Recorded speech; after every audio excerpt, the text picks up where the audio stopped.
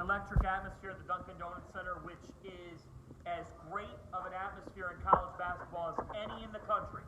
This fan base has been nothing short of exceptional this season, and rightly so, for a 21-2 Providence team. And coming into tonight, this is the chance to make the statement of all statements, to show that you can take the Big East from the team that's held the throne for so long, the Villanova Wildcats. As I wrote today, King Nova.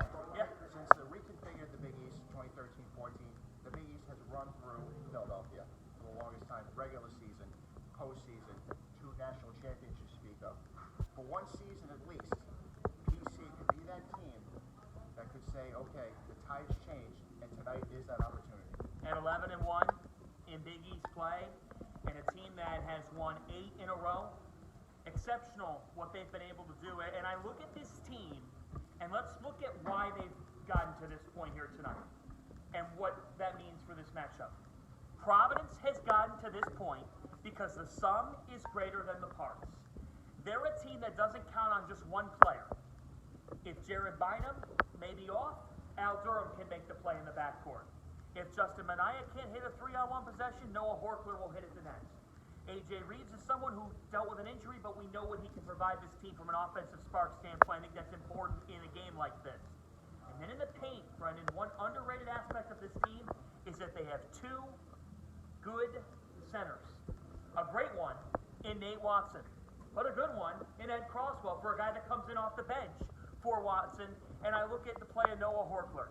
Providence has some depth. They have more depth than Villanova. Really, on paper, they do. Now does it come together? Does this experienced team let this moment speak for itself and not let the moment get too big here with such a great crowd on hand? You want to be able to settle into the game.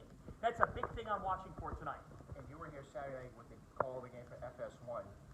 This crowd was electric. However, it took this PC team a long time to get into gear. Thankfully, Jared Bynum, once again, he put on a Superman cape. And I think, too, John, maybe playing that atmosphere the other night here, I think they're more conditioned, being the PC players, to deal with what's expected tonight from a crowd standpoint. Yeah, I mean, never would you say a DePaul game serves as proper prep, but I thought DePaul played so hard. They got on the offensive glass. And I talked with Ed Cooley earlier today, Brendan, and he said the defensive glass is huge for Providence. Villanova's efficient enough. Don't give them extra opportunities. Eric Dixon's a guy for Villanova that's really taken off. Redshirt sophomore. He's averaged 17 and 8 over his last 3 games. But more than anything, you look at the game management of Colin Gillespie.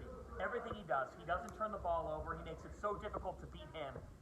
Can Providence win that battle at the 1? And if they can't, can they at least stay on par with Gillespie? Because you have to figure if Villanova wins this game, it's because Gillespie is great. And I think also, too, Jay Ray alluded to it yesterday, Gillespie and Moore, not 100%. And neither is Al Durham at this point for PC. I wonder, does Ed Cooley maybe bring in an Allen Reed, maybe speed up the tempo, knowing that either player in the backcourt for Villanova is 100%? Yeah, I think this is the type of game where any guard who's not in 100% is going to play like it.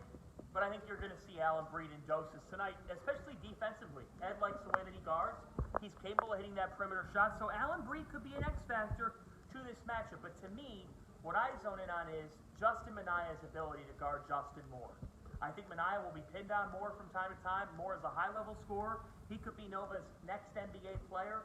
How does Minaya guard him? Justin Minaya has been superb defensively this year. John, it's great to have you in the building once again. This might be the Big East game of the year. It is. I'll let you go back to the student section. Was chanting your name when you came out there. I'll let you go back and enjoy it. But this